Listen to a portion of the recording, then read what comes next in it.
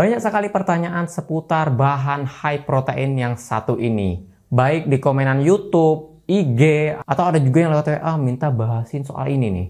Nah, mari kita kupas tuntas semuanya. Apakah benar itu semua? Ataukah malah sebaliknya? Let's check it out.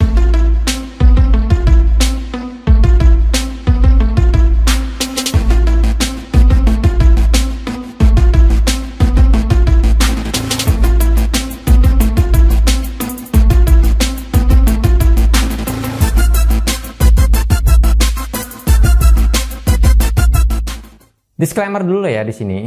Gua bukan dokter dan gua bukan ahli di bidang kesehatan atau kebugaran. Gua mencantumkan artikel itu dari berbagai sumber dan itu semua bisa kalian akses. Dan gua sadar masih banyak artikel atau sumber lain selain dari yang gua jabarin di video ini. So, jangan jadikan pembahasan di video ini sebagai hal final atau mutlak. And like human being usually, I'm not free from any mistakes or shortcomings. So please correct me if doing that.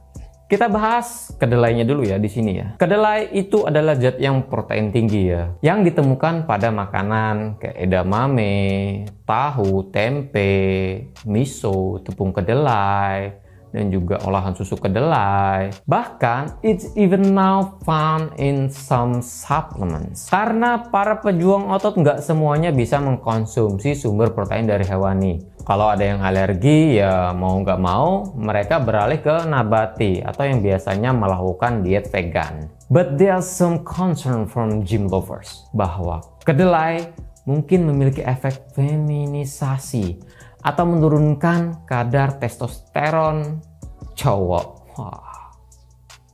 Yang biasanya mempengaruhi ereksi dan kualitas sperma. Dan yang paling ditakutin para anak gym adalah bikin otot sulit tumbuh atau sulit gede. Salah satu kandungan yang jadi perbincangan adalah karena bahan aktif dalam kedelai yang dinamakan isoflavon adalah phytoestrogen, senyawa nabati yang berperilaku seperti estrogen. Tubuh cowok juga memproduksi estrogen ya, tapi dalam jumlah yang sangat jauh lebih rendah ketimbang cewek. Studi yang menunjukkan bahwa kedelai mempengaruhi testosteron udah menjadikan kita jadi risih, bahkan takut kalau mau makan tahu, makan tempe, atau makan sumber kedelai yang lain.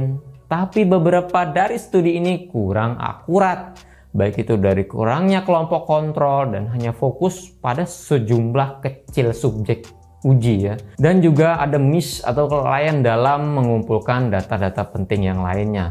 Jenis studinya apa, dengan hewan atau manusia kan pastinya berbeda ya. Tingkat hormon tiap individu itu juga berbeda-beda. Dan juga pengaruh dari testosteron itu nggak cuma dari kedelai doang, banyak faktor yang lain juga. Dan juga kedelainya tadi apakah utuh kah atau udah diolah kah, dan itu semua juga mempengaruhi penelitian itu sendiri. Ada beberapa uji klinis yang menunjukkan bahwa kedelai bisa berpengaruh dengan persentase testosteron di badan seseorang. Mengacu pada situs NCBI, Barbara tahun 2005, isolate protein kedelai dari berbagai kandungan isoflavon memberikan efek kecil pada hormon reproduksi serum pada pria muda yang sehat. Dari artikel ini kita bisa garis bawahi, memang ada hubungan antara kedelai dengan penurunan hormon pada pria, tapi efeknya kecil.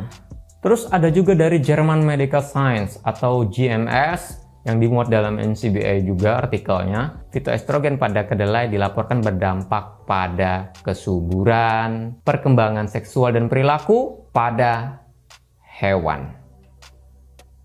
Gue garis bawahi, pada hewan. Dan efek feminisasi pada manusia hanya berdampak kecil.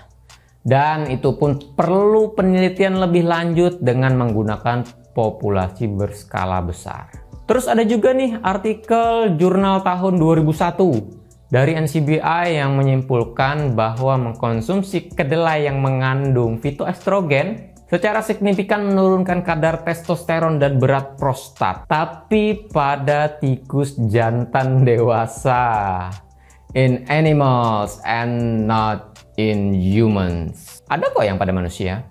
Dan ini adalah kebalikan dari beberapa hasil penelitiannya yang tadi. Studi klinis tahun 2009 itu menyimpulkan bahwa tidak ada efek signifikan dari protein kedelai atau isoflavon tadi dengan testosteron pada pria dewasa. Terus ada lagi nih jurnal terbaru dari Elsevier tahun 2021 yang dimuat dalam situs NCBI bahwa baik suplemen kedelai maupun isoflavon atau yang ada isoflavonnya itu tidak mempengaruhi hormon reproduksi pada pria dewasa.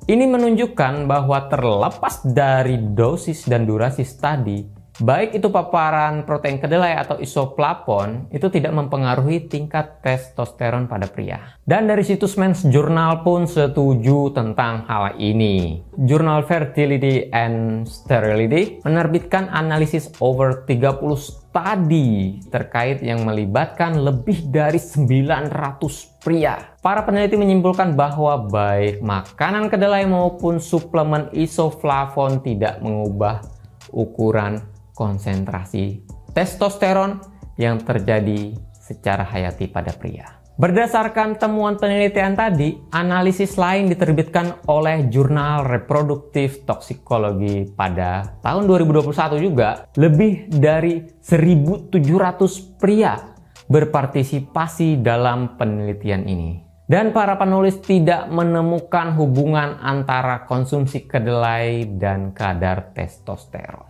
Banyak penelitian yang menyimpulkan bahwa mengkonsumsi kedelai masih tergolong aman kok buat cowok apalagi buat cewek. Kakek buyut kita zaman dulu juga nggak lepas dari bahan baku yang satu ini. Bahkan jadi makanan pokok sehari-hari ya kan? Makan tahu goreng, tempe goreng, susu kedelai goreng.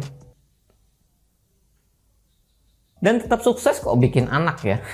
Tapi ingat di sini ya, gua garis bawahi di sini. Semua hal yang berlebihan itu tidak baik, termasuk mengkonsumsi kedelai yang berlebihan. Terus berapa dong takaran konsumsi kedelai yang aman per harinya? Ada sebuah uji klinis, satu penelitian kecil ya. Studi ini menemukan bahwa 2 sendok bubuk protein kedelai murni atau 56 gram itu menurunkan kadar testosteron darah sebesar 19% setelah 4 minggu. Wah.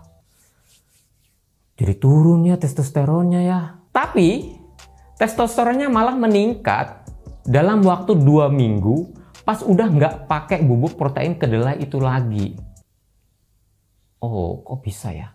Tapi perlu diingat di sini ya, ini hanya penelitian kecil dan juga menggunakan sedikit subjek dan mungkin banyak bias di sini. Hanya terfokus pada bubuk protein kedelai murni ya. Olahan kedelai lain itu nggak termasuk tuh. Dan itu dalam 56 gram protein loh ya. Nah, gimana kalau mau konsumsi 100 gram protein ya? Kalau hanya bersumber dari kedelai, waduh.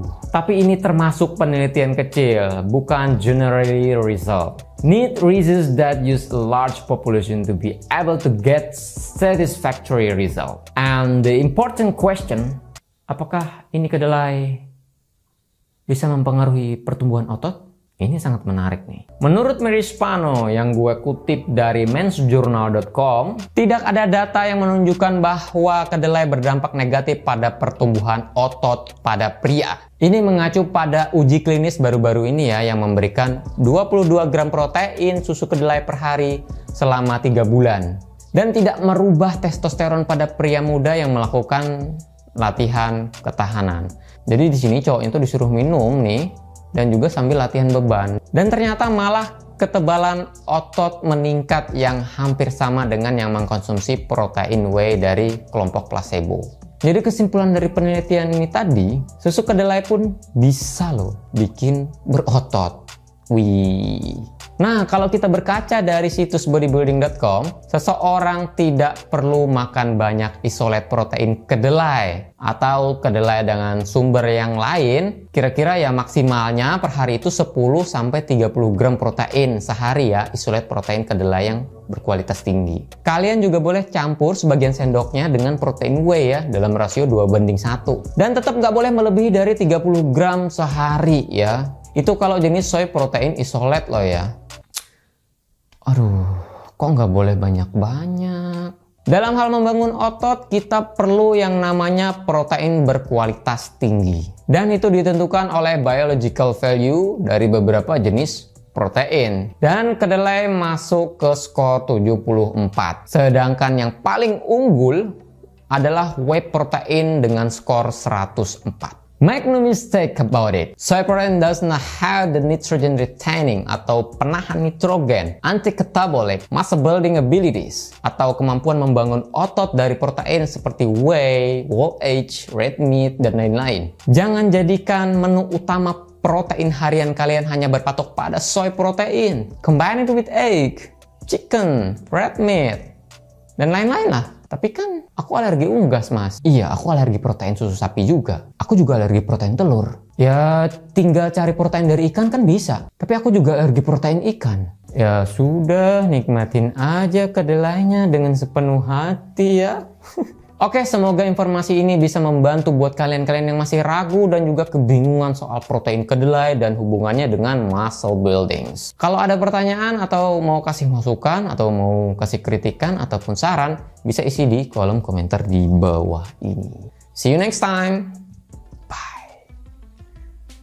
Pembahasan berikutnya kayaknya seputar testosteron ya. Khusus testosteron nanti.